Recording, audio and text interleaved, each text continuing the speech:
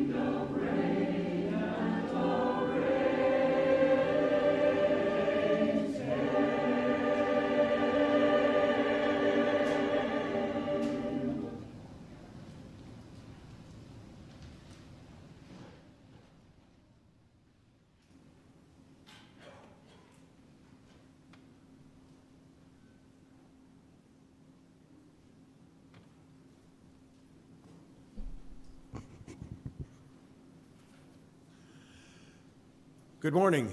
My name's Rich Picorni. I use he, him pronouns, and I serve on your Board of Trustees. It's my pleasure to welcome you here this morning. And if you're here for the first time, thank you for joining us. We look forward to getting to know you, and we invite everyone present in this sanctuary to join our in-person community time immediately following the service. Our online Zoom community hour community time will happen right after the service. The link can be found in the e-beacon or Friday's email, or you may send an email request to Tina Lewis, tlewis@unitytemple.org to request the link. As you may have noticed, our music director, Marty Swisher, is on crutches this morning. She had minor surgery. She wants to let you know that all is well and there's no need for concern.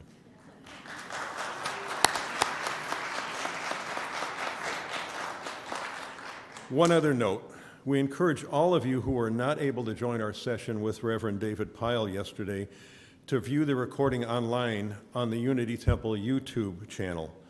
The presentation is called What Sort of Ministry? This presentation covers the choices we have in bringing in a new minister.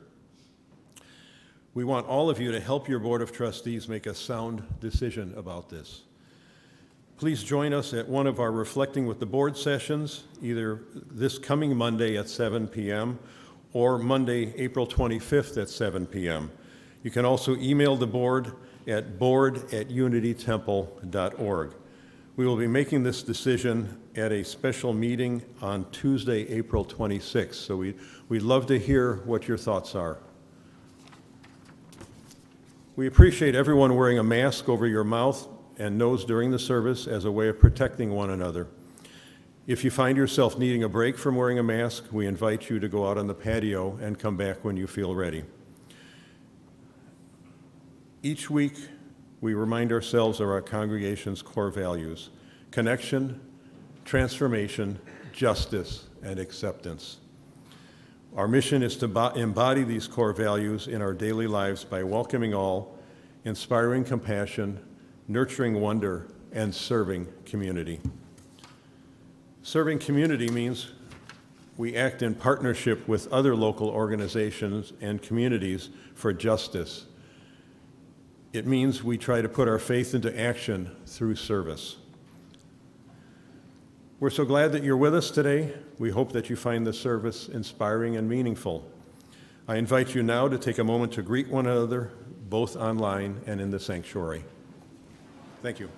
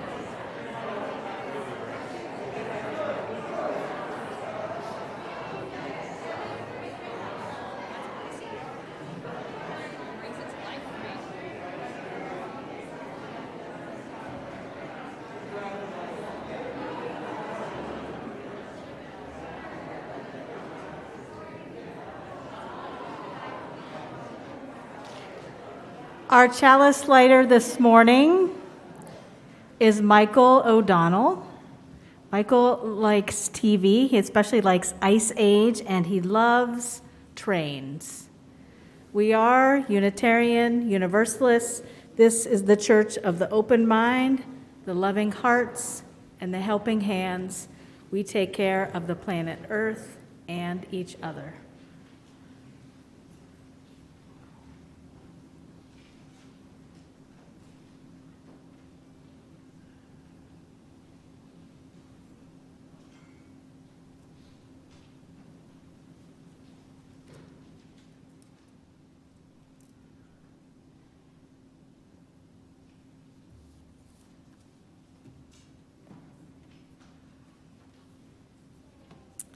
Happy Easter.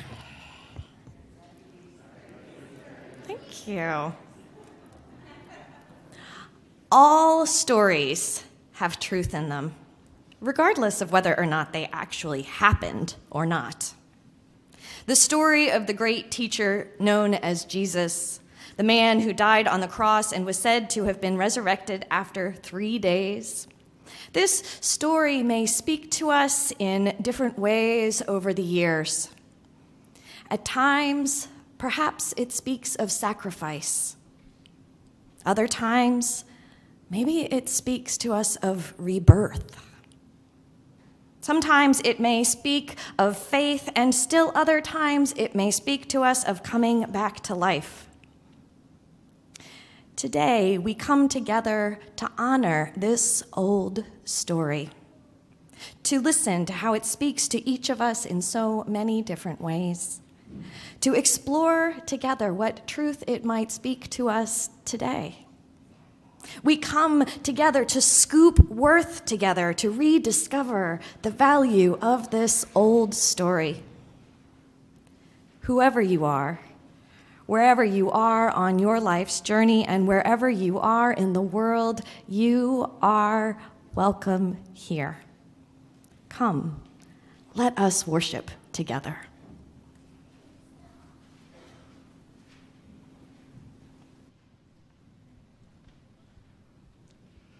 Please rise as you are able and join me in singing hymn number 344 in the Gray Hymnal, A Promise Through the Ages Rings.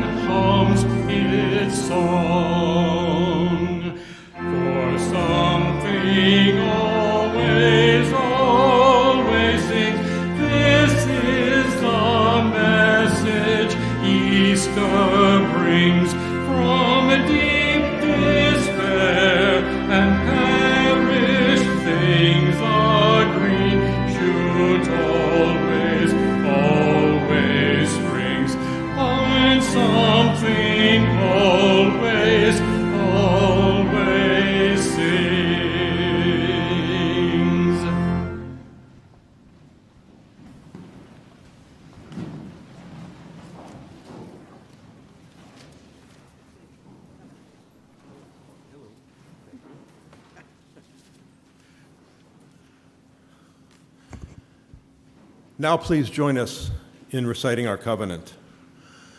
Love is the doctrine of this congregation. The quest for truth is its sacrament, and service is its prayer. To dwell together in peace, to seek knowledge in freedom, to serve humanity in fellowship, to the end that all souls shall grow into harmony with the divine. Thus do we covenant with each other and with God.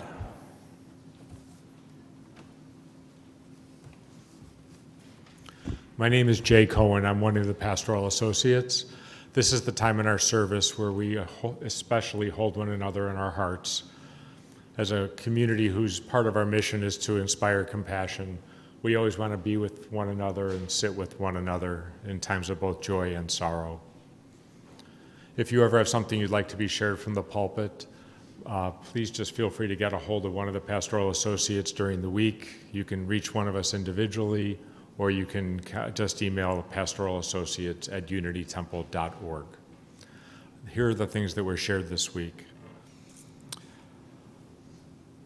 Amanda Thomas has learned that she has a stage 0 breast cancer, and she'll be having a surgery tomorrow.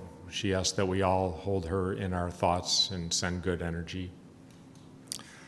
Lily Ward has expressed a sorrow about some of the circumstances going on at Unity Temple right now.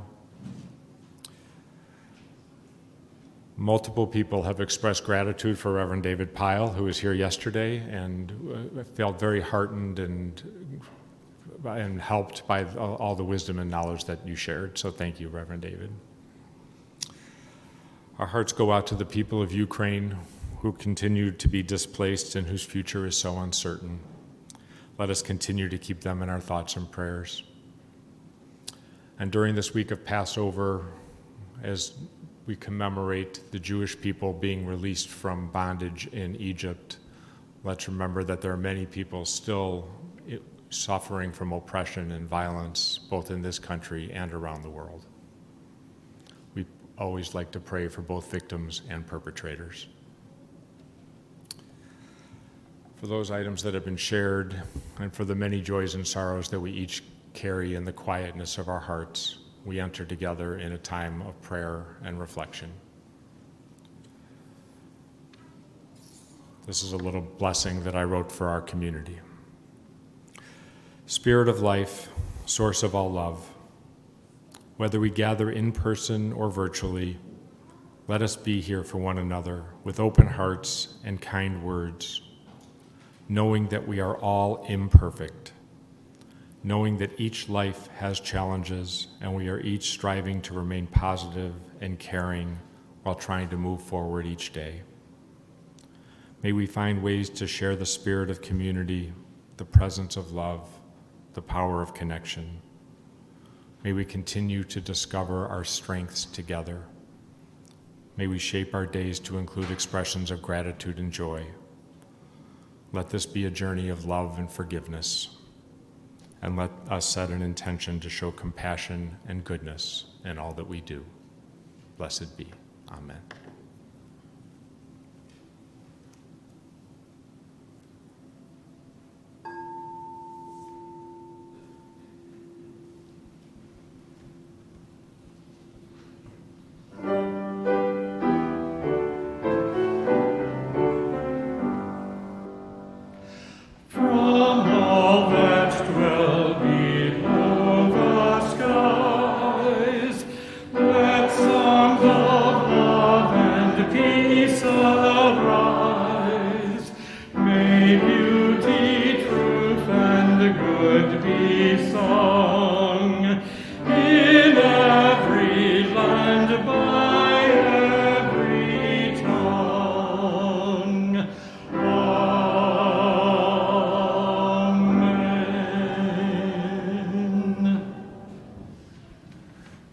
If you are someone who likes to come close when you're listening to a story, I invite you to come and sit down on the floor up here. After the story, we have lots of fun activities with the Easter Bunny and friends out in Unity House. Hi, Olivia. Did you bring a friend? That is awesome. So, in springtime at Unity Temple, we often talk about what holiday is today? Easter, excellent. And does anybody know what started on Friday night? Passover, yes. Do your families celebrate Passover? Yep. And Easter? No. So we have different family traditions. That's good. And both of these stories of Passover and Easter have lots to celebrate, but they also have hard and difficult stories that go with them. The story of Passover, and this is a really super short version, is about the Israelite people during a time when they were enslaved in Egypt by a ruler called Pharaoh, kind of like a king. The Israelites called to God for help, and God sent lots of terrible things to Egypt, plagues, like sickness and storms. God was trying to change Pharaoh's mind. It was a pretty scary time. That sounds scary. And finally, the Israelites were let go, and they escaped and went to the promised land where they could be free. Passover is celebrated in part by a Seder. It's a special meal where people gather and tell the story. The story is important for us as Unitarian Universalists because freedom is something that's super important to us, too. It's part of our story. The Passover story is from long ago, but today, still, not everyone is free to be who they are and believe what they believe in their hearts. So the story reminds us that there's hope and that we need to keep on working to make sure that everybody is free. We're also today talking about the Easter story, which has lots of hard parts to it. It's really about the last days of Jesus' life. Jesus talked and lived some great ideas like how we should help the poor and how we should love our neighbors just like ourselves and even love our enemies. Is that easy? No. There were lots of people who started to follow Jesus, and lots of people listened to him, and there were some people who thought Jesus and his ideas were dangerous. They didn't want us to love our enemies. So they nailed Jesus to a cross, and he died, and many people were super, super sad. And then, you know what happened? Jesus was such an amazing person and said so many great things that it began to seem like he hadn't died at all. Some people actually felt like he was still there with him, and they told stories about him, and they remembered all the things he said about loving everyone and helping to take care of them. It's a little bit like that when someone you love dies and it feels like they're still with you. Have you ever had that happen? That's happened to me. This is an important story for Unitarian Universalists because Jesus had some great ideas that are important to us about living love instead of fear.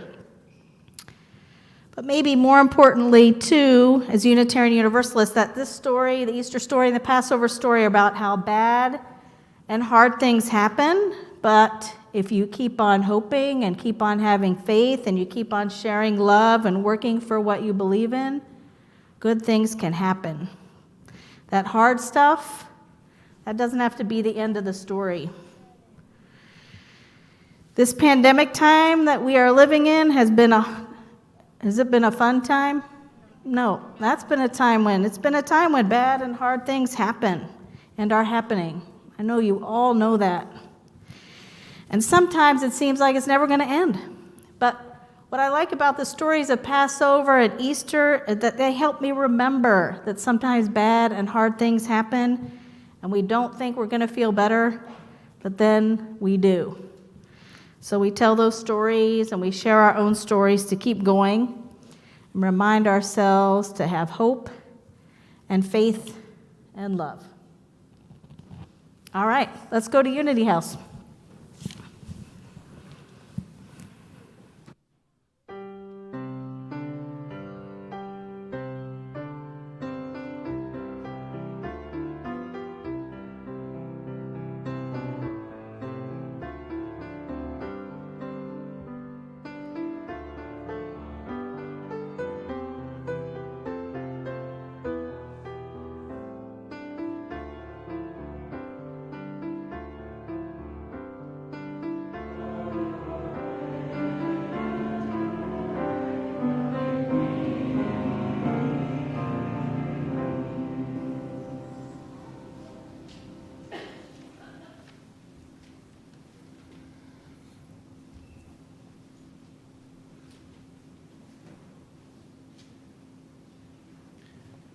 Good morning.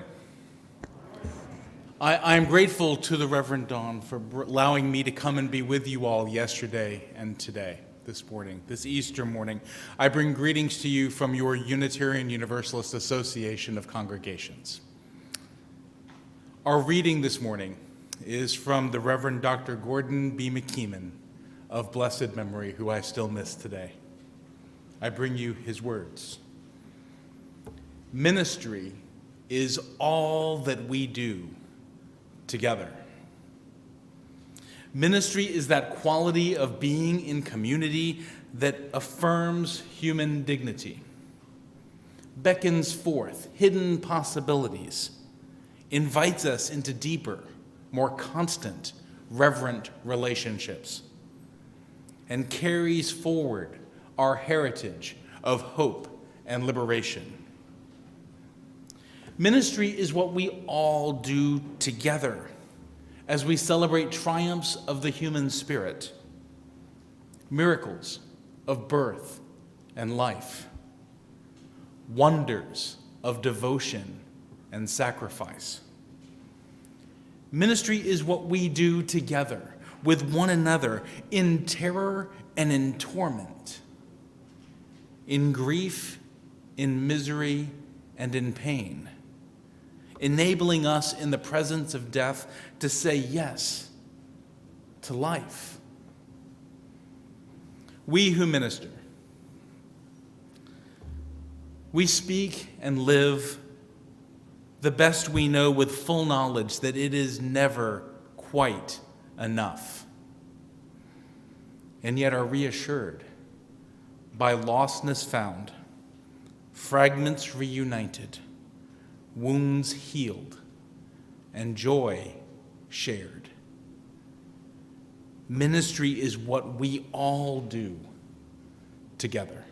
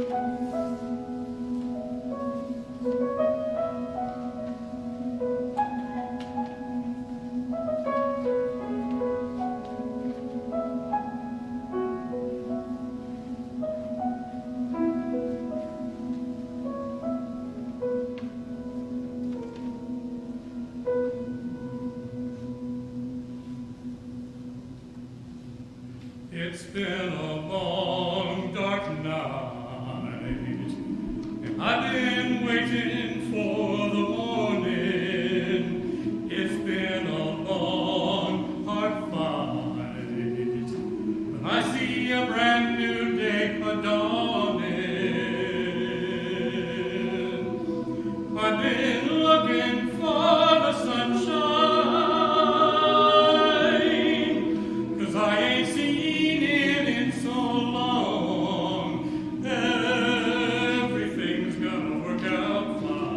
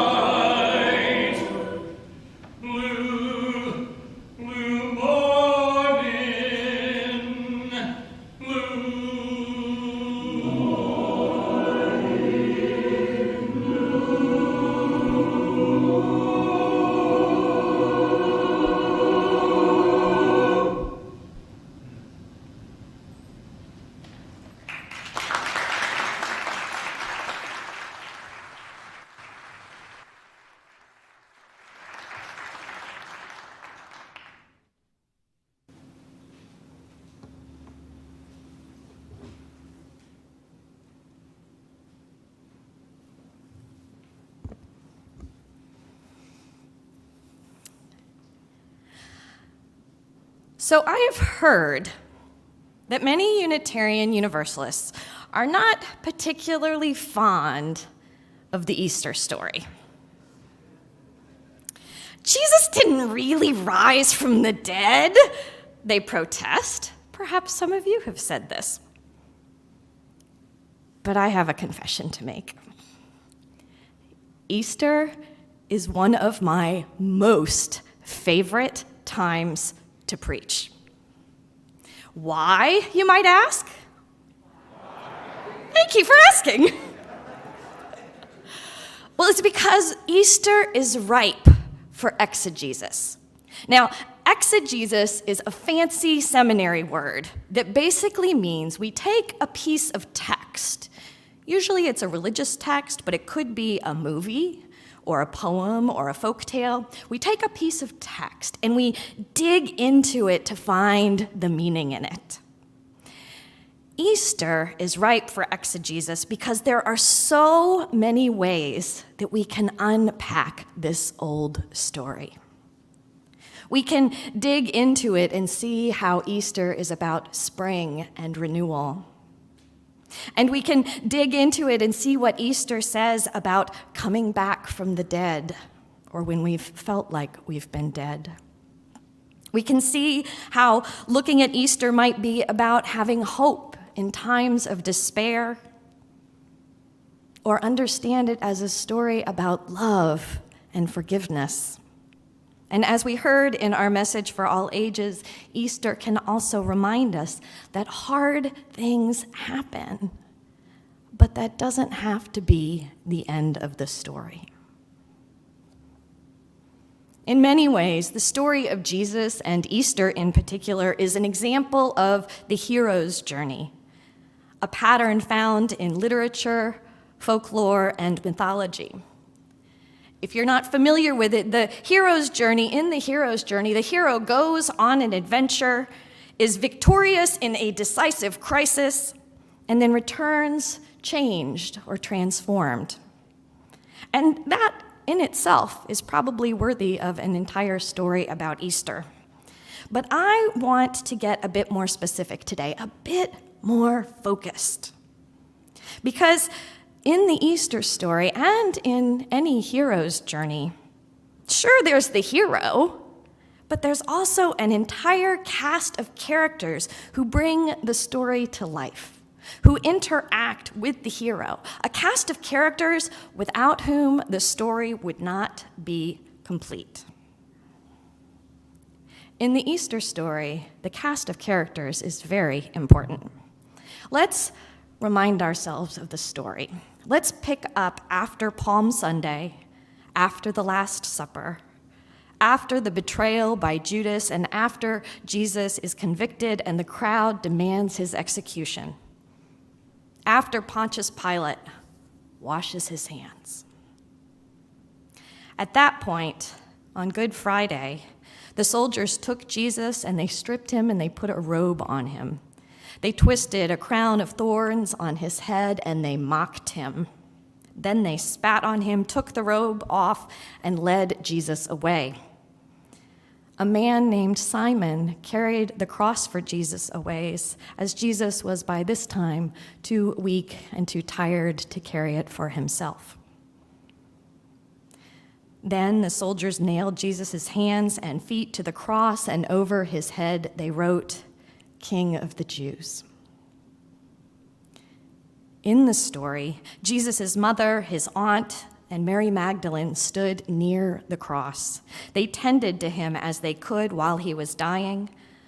The sun darkened, the ground trembled, and the veil in the temple tore in two. Jesus cried out to God, and then he died. Joseph of Arimathea, who was a disciple of Jesus, went to Pilate and asked for Jesus' body.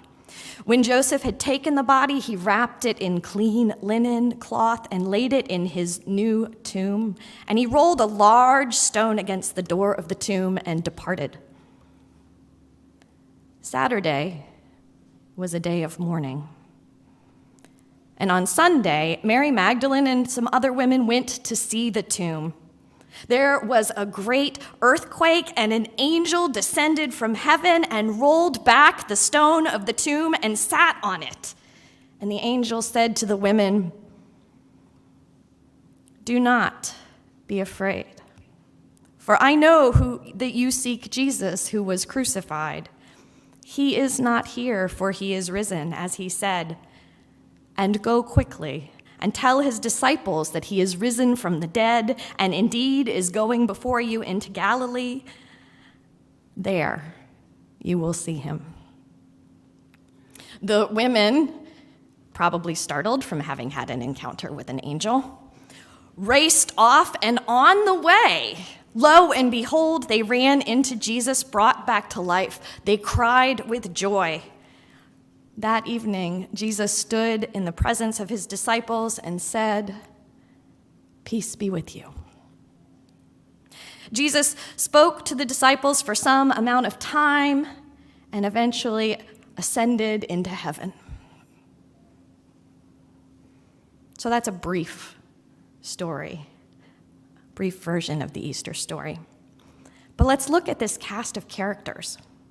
We have Jesus, of course, but we also have Simon, who carried the cross, Jesus' mother, his aunt, Mary Magdalene, and other women who tended him and went to the tomb and to whom he first appeared.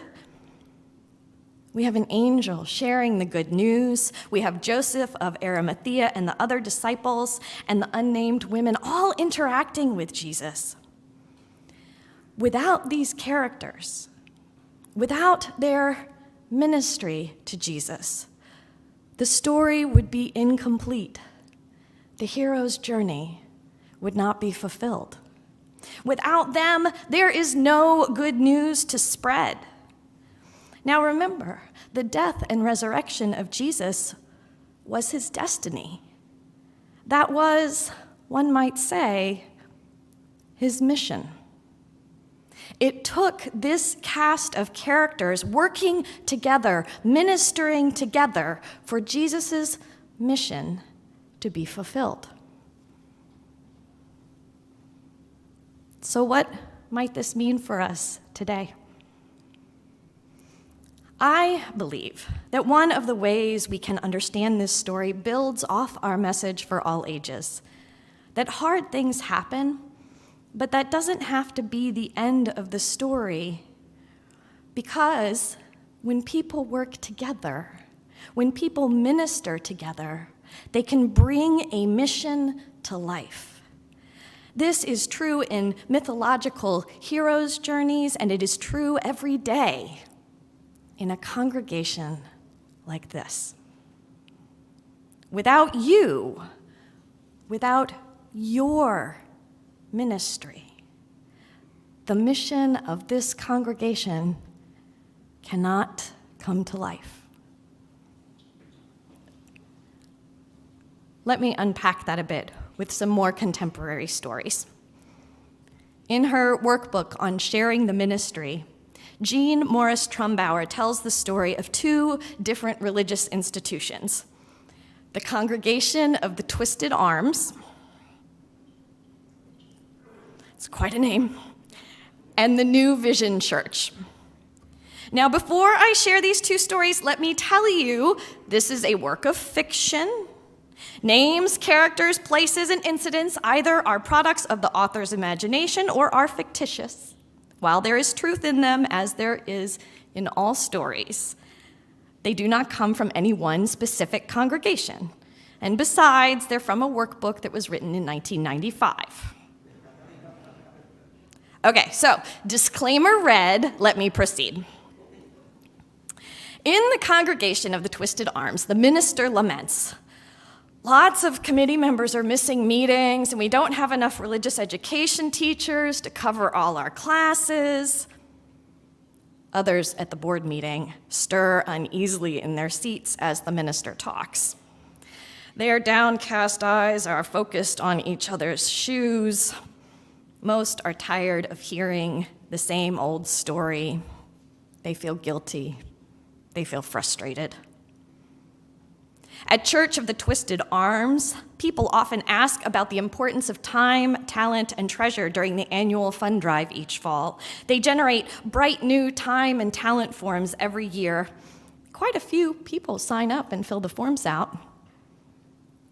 Most are never called back. Some members no longer even bother to return their forms or their pledges. They say they're tired of offering to help and then never being contacted. The nominating committee at Twisted Arms is frustrated too. It has met for 2 months, gone through the church directory, and made frantic calls to members trying to get them to serve in important leadership positions. The calls are hard to make, and the results are frustrating. Many people say they are too busy. Some suggest it is someone else's turn. The closer it gets to selection time, the more desperate the nominating committee gets. They end up going to the same people over and over, the ones who say yes, because the nominating committee knows that if you want to get something done, you ask a busy person who has already said yes. Members of the board are beginning to wonder whether the fact that so many women work outside the home is hurting recruitment. Others blame competition from school programs, sports programs, and other nonprofit groups. Everyone complains, but no one knows what to do. One thing is certain: it's time to develop another time and talent form for the annual fund drive kickoff. So the committee assigns Harriet and Frank to put it together. They are instructed to really tell church members that everyone should help out and do their share. The board meeting ends at 10:30 p.m. Everyone is tired. In the parking lot, obviously pre-COVID, in the parking lot, Harriet says to Frank, "Don't you think there must be a better way?" Meanwhile, Sunday is the annual meeting for New Vision Church. The list of people who have been invited to serve in church leadership positions has been posted in the church all month and on their website. They didn't have websites in 1995. Nominees' pictures appeared in the order of service last week. Word is out that the nominating committee has tried something new this year, something called a letter of call. And people seem excited about serving. 2 months ago, New Vision Church concluded a series of adult classes to help people discover their gifts. The class was small, but the group was very enthusiastic, and they've been telling everyone in the church about all the things that they have been learning. Several small groups have formed in the congregation in the last year to learn about the ways they can be more comfortable talking about their faith. During the next several weeks, the groups are planning to focus much of their study around the discovery and stewardship of their own unique gifts.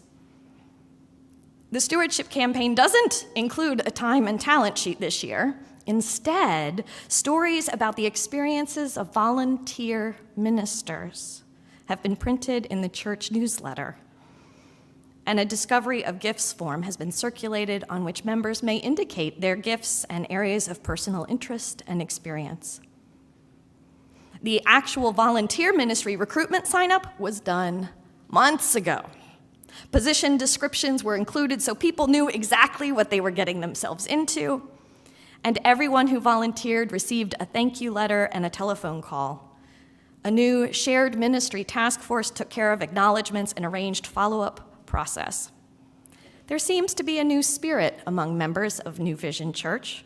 When people say no, thank you, to an invitation, no one chastises them. They are simply encouraged to keep their eyes open for a ministry that better fits their schedule or their interests. Leaders divide positions into more manageable tasks that take less time. There are lots of 3 to 4 hour tasks, and there are many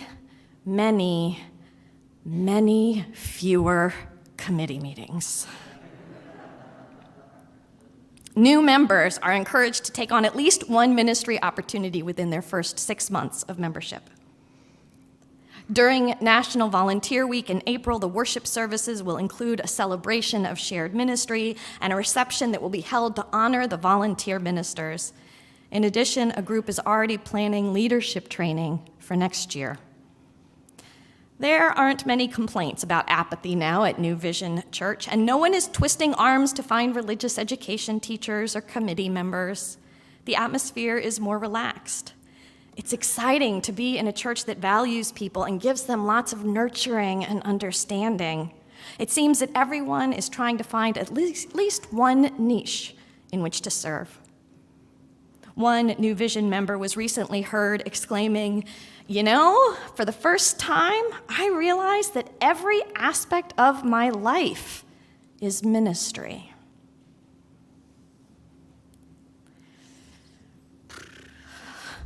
Those are pretty different experiences, aren't they?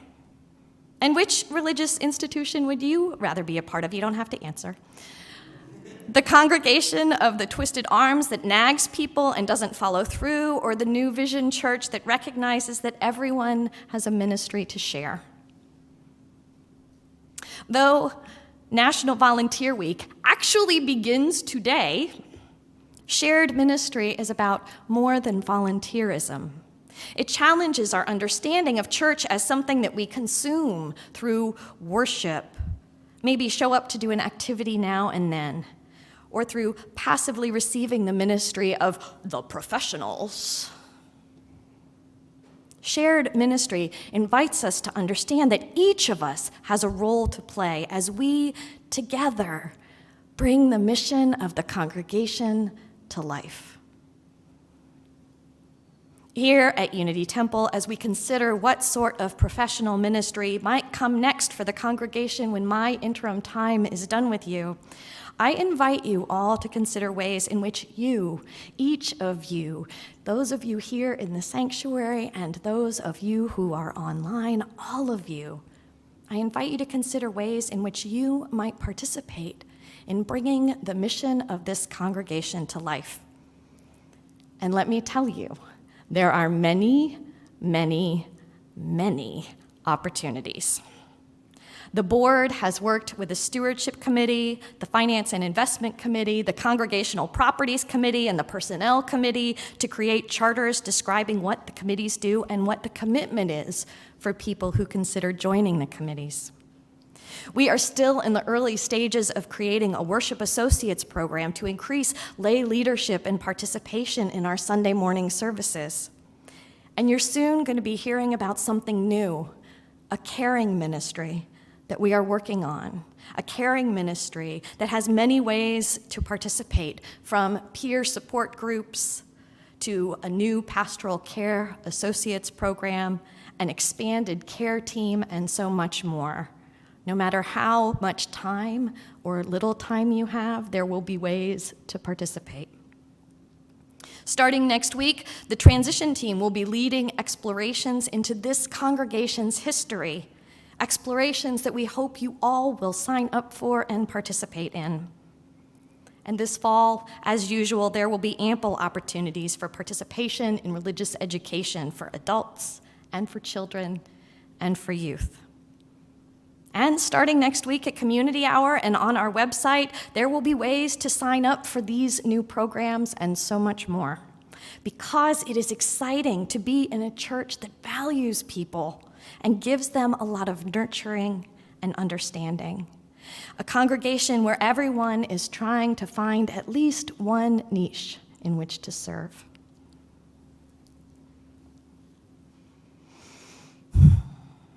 It takes a cast of characters to bring a hero's journey to fulfillment, and it takes shared ministry to bring a mission to life. This is one of the messages of the Easter story. Hard things happen, but that is not the end of the story. And the reason that is not the end of the story is because of you. Each of you has a role to play, has a ministry to share, because ministry is what we all do together. May it be so. Blessed be.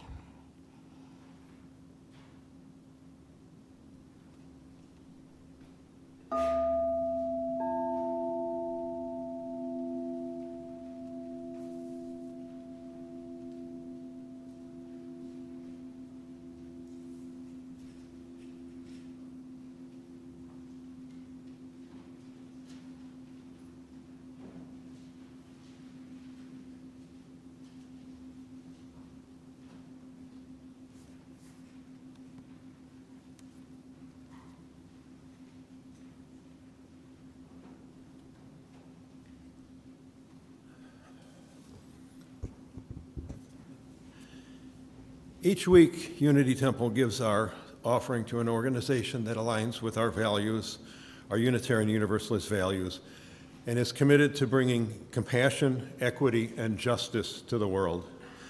This week, our offering goes to the Hephzibah Children's Association.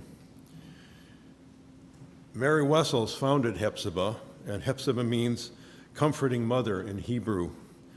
She founded it in 1897 after a local orphanage burned down. Wessels started by taking children into her modest home. When this work outgrew her home, she used a small inheritance to purchase a larger house at 332 Lake Street and posted a sign outside inviting community members to come inside and learn more about her work on behalf of, quote, society's most vulnerable children, unquote. Today, Hephzibah's Children's Association serves more than 1,000 children and their families each year with group homes for neglected and abused children, services for families struggling with issues such as poverty, chronic disease, mental illness, substance abuse, or homelessness. Also, foster care and adoption programs for children in need of loving homes. And also award-winning after-school daycare on a sliding scale for families of all income levels. I hope you will join me in supporting some of our most vulnerable yet deserving children and helping to create a better future for us all.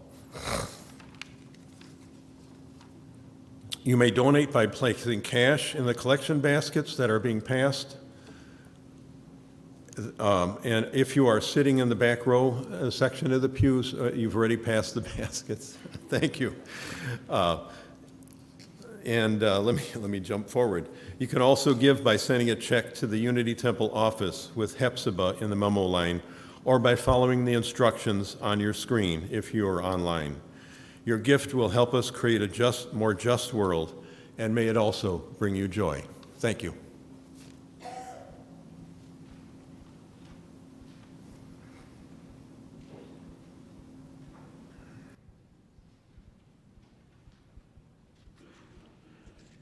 Please rise as you are able and join us in our final congregational hymn, number 1008 in the Teal hymnal, When Our Heart is in a Holy Place.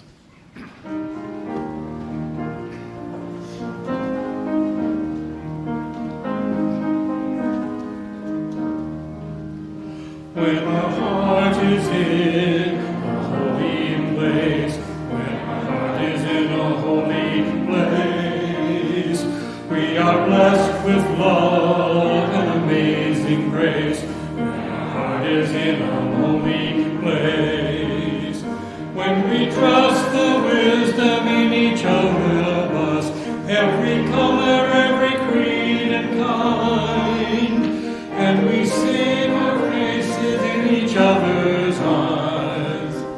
When our heart is in a holy place, when our heart is in a holy place, when our heart is in a holy place, we are blessed with love and amazing grace. When our heart is in a holy place, when we tell a story from deep inside, and we listen with a loving mind, and we hear our voices in each other's words. When our heart is in a holy place, when our heart is in a holy place, when our heart is in a holy place, we are blessed with love and amazing grace. When our heart is in a holy place, when we share the silence of our sacred space, and the God of our hearts sits within us, and we feel the power of each other's faith.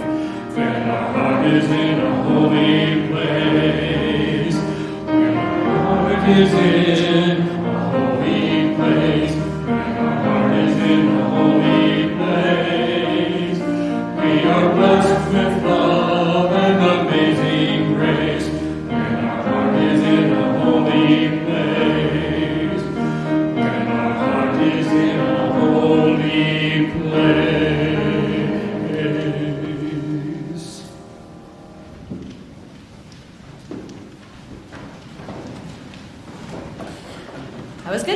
you may be seated.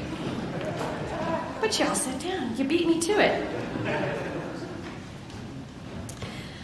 Ministry is what we do together with one another, in terror and torment, in grief, in misery and pain, enabling us in the presence of death to say yes to life.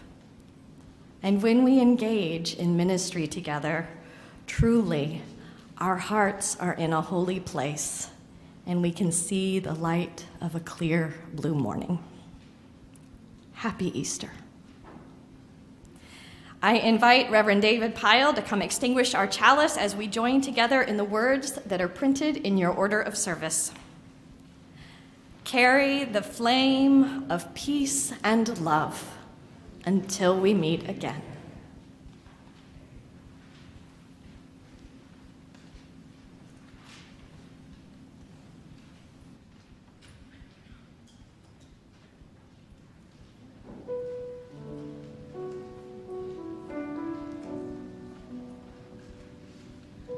We thought we'd close our service today with something that would involve all of you. And if you could get out your gray hymnals and look at number 396, I believe it is.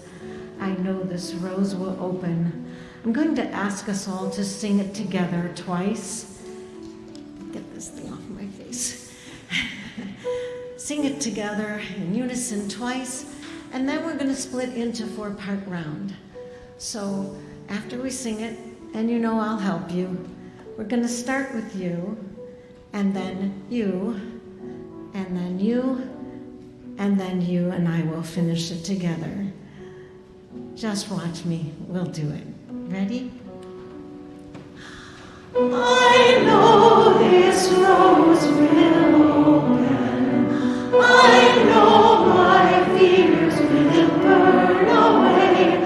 I know my road will unfurl its wings.